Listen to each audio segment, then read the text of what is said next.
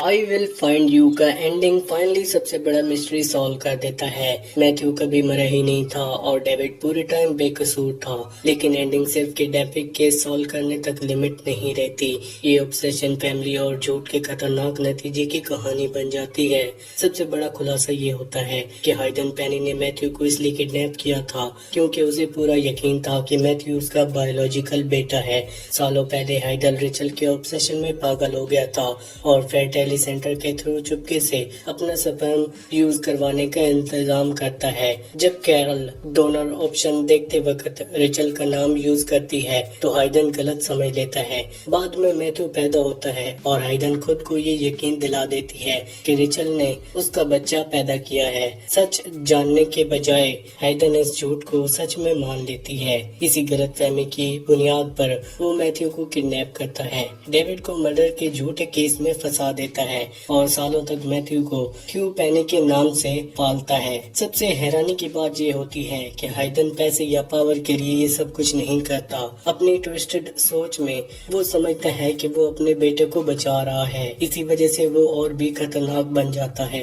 क्योंकि उसके नजदीक हर जुर्म मोहब्बत का एक हिस्सा है। बाद में रिचल सच बताती है कि कार्ल फर्टिलिटी सेंटर जाने से पहले ही प्रेग्नेंट थी। इसका मतलब मैथ्यू का हाइडन से कोई बायोलॉजिकल कनेक्शन था ही नहीं। हाइडन जिस बात पर सालों से यकीन करता था वो शुरू से ही झूठ निकली। फिर सबसे बड़ा झटका तब लगता है जब हाइडन की माँ ग्रेट्रूड सच कबूल करती है। वो बताती है कि उसने डीएनए रिपोर्ट्स में हेराफेरी की थी और हाइडन को वही बताया जो वो सुनना चाहता था, यानी पूरी पेनी फैमिली की साजिश एक झूठ पर खड़ी थी।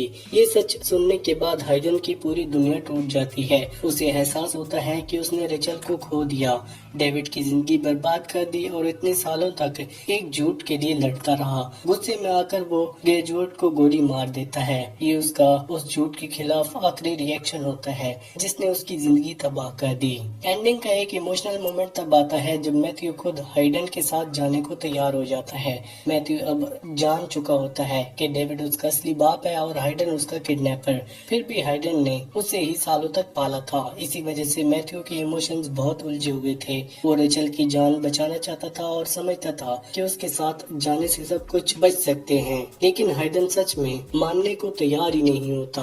डीएनए की हकीकत जानने के बाद भी वो मैथ्यू को समझने की कोशिश करता रहता है कि वो दोनों एक फैमिली हैं। यही उसके कैरेक्टर की सबसे बड़ी ट्रेजेडी है। वो हमेशा सच को इग्नोर करता रहा और वही मानता रहा जो वो मानना चाहता है। मरने से पहले हाइडन मैथ्यू से कहता है कि वो उसकी जिंदगी की सबसे अच्छी चीज था। ये शायद उसका सबसे सच्चा जुमला था। हाइडन मैथ्यू से मोहब्बत करता था, लेकिन असल में मैथ्यू से नहीं बल्कि उससे तस्वर से जो उसने अपने दिमाग में बना रखा था। दूसरी तरफ डेविड की जर्नी बिल्कुल अलग है। सालों तक लोग उसे मर्डरर समझते रहे। उसने अपनी आजादी, अपनी इज्जत और सबसे बढ़कर अपने बेटे को खो दिया, लेकिन उसने कभी उम्मीद नहीं छोड़ी। उसका सिर्फ एक ही मकसद था, मैथ्यू को ढूंढना। जब वो आखिरकार मैथ्यू को बचाकर आई विल फाइंड यू, तो ये पूरी सीरीज का सबसे पावरफुल मोमेंट बन जाता है। इस एक लाइन में उसकी सालों की मेहनत, दर्द और उम्मीद सब कुछ सामने आ जाती है। तब title I will find you का असल मतलब सामने आता है। ये सिर्फ एक मिस्ट्री सॉल्व करने का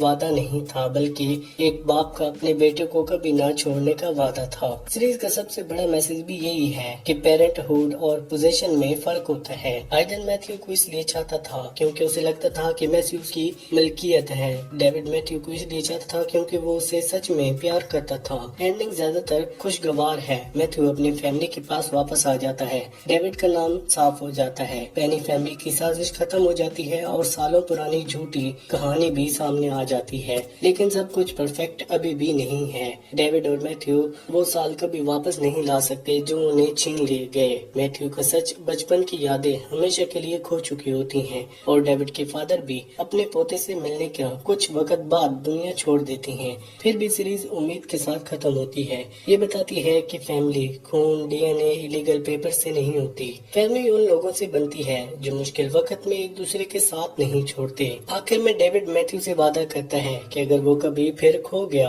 तो वो उसे फिर ढूंढ लेगा। इसी के साथ ये सीरीज का मैसेज देती है कि सच्चा प्यार कभी हार नहीं मानता, चाहे इंतजार कितना ही लंबा क्यों ना हो। इसी के साथ ये सीजन यहीं पर एंड होता है। आपको कौन सी मूवी या फिर वेब सीरीज की एक्सप्लेनेशन चाहिए हमें कमेंट सेक्शन में जरूर बताना। वीडियो अच्छी लगे तो वीडियो को लाइक करके चैनल को सब्सक्राइब लाजमी करना। Thanks for watching.